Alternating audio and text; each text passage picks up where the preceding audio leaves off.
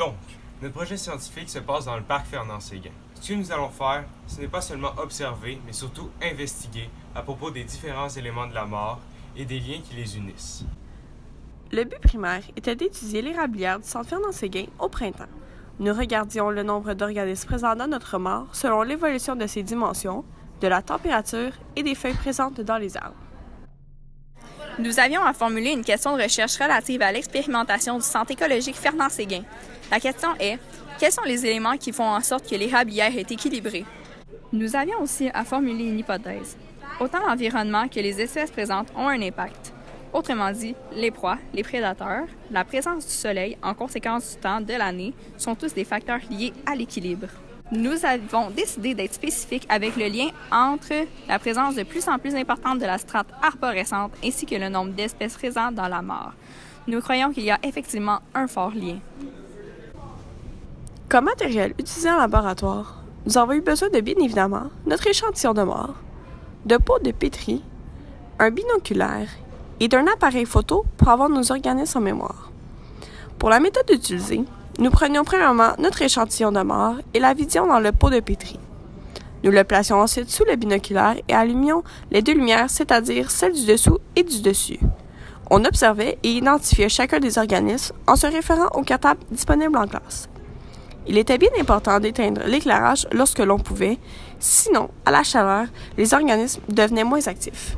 Pour la méthode à l'extérieur, j'ai utilisé un ruban à mesurer pour pouvoir mesurer les dimensions de la mort, un thermomètre afin de connaître la température de la mort, et je vissais le petit pot au filet afin de pouvoir récupérer des échantillons. J'utilisais aussi un pan afin de tenir ma feuille contenant toutes les données. Je faisais passer le filet dans l'eau pendant environ 1 mètre afin de récupérer des échantillons. Le petit pot était à son extrémité. Avec mon téléphone, j'ai pris des photos de la mort et des arbres pour qu'on puisse comparer les résultats. Les méthodes pour mesurer la mort étaient très conventionnelles. Je mesurais la longueur ainsi que la largeur de la mort et j'utilisais finalement un bâton pour mesurer la profondeur de la mort. Lors de notre première sortie, il faisait 12 degrés Celsius. Le volume de la mort était de 64,6 mètres cubes. Le 2 mai, le volume de la mort était de 100,3 mètres cubes et il faisait 26 degrés Celsius. Le 7 mai, il faisait 10 degrés Celsius et il y avait 55,4 mètres cubes d'eau dans la mare. Le 9 mai, il faisait 26 degrés Celsius et il y avait 60,82 mètres cubes d'eau dans la mare. Le 11 mai, il faisait plus froid à 6 degrés Celsius. Il y avait 52,8 mètres cubes d'eau dans la mare. Lors du 22 mai, il y avait 37,4 mètres cubes d'eau dans la mare. Il faisait 17 degrés Celsius. Le 28, il faisait 16 degrés et il y avait finalement 56,7 mètres cubes d'eau dans la mare.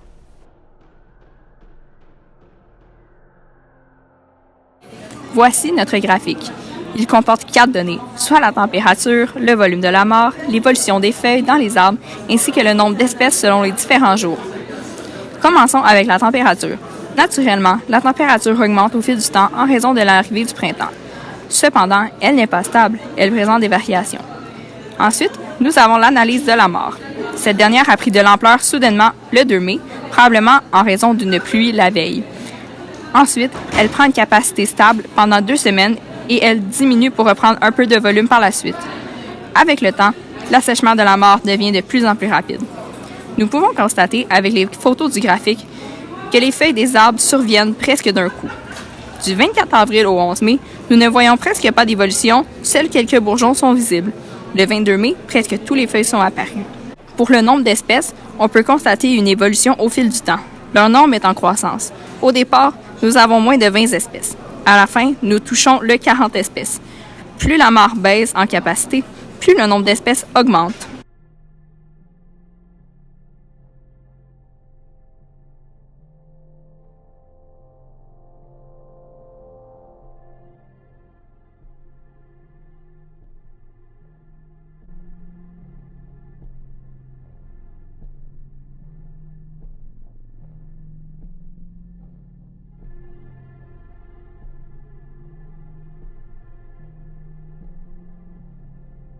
Effectivement, l'environnement de l'érablière affecte la qualité de l'écosystème dans la mare.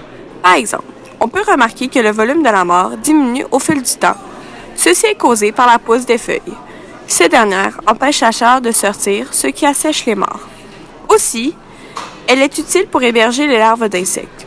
Elles deviennent adultes lorsque la pousse des feuilles est terminée. Les larves, maintenant adultes, peuvent vivre dans un milieu propice à leur survie, puis dans un climat chaud et humide.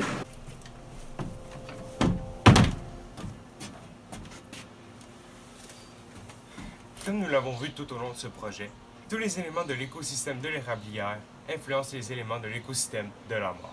La mare se trouvant à l'intérieur de l'érablière, cette dernière a donc un très grand impact sur elle. L'érablière, dont le nom laisse présumer une forêt remplie d'érables, est en fait un système complexe, comportant plusieurs autres arbres, comme le bouleau, et plusieurs espèces végétales et animales. Tous interagissent ensemble, comme le pic-bois qui mange des insectes dans un arbre, ou la larve d'insecte qui est hébergée par la mare. Les éléments créent l'équilibre dans lequel l'érablière repose. On sait bien que plus un système est complexe, plus il est fragile. Et Dieu sait comment l'érablière est complexe. Si un élément venait à manquer, ça pourrait brimer l'harmonie de l'écosystème. Il faut donc faire attention à chaque élément de ces écosystèmes. Mais bien évidemment, les humains créent des infrastructures où il y avait des forêts et émettent du CO2. On connaît la chanson. Mais pouvons-nous en voir les effets? Pour les grands animaux terrestres, bien sûr, tout le monde est au courant. Mais pour ce qui est sous l'eau, c'est pas la même chose. Et c'est pourtant là que se trouve le réel désastre. En effet, selon des chercheurs britanniques, le déclin des espèces est beaucoup plus alarmant sous l'eau. C'est logique puisque le réchauffement climatique et la pollution touchent directement ces milieux. De plus, les petites espèces, comme les vers, ont une capacité d'adaptation et de migration très limitée, comme l'explique le Dr. Holmroyd. À vrai dire, des espèces sont probablement en train de s'éteindre en ce moment dans le ruisseau dans lequel je suis tombé au début de la vidéo.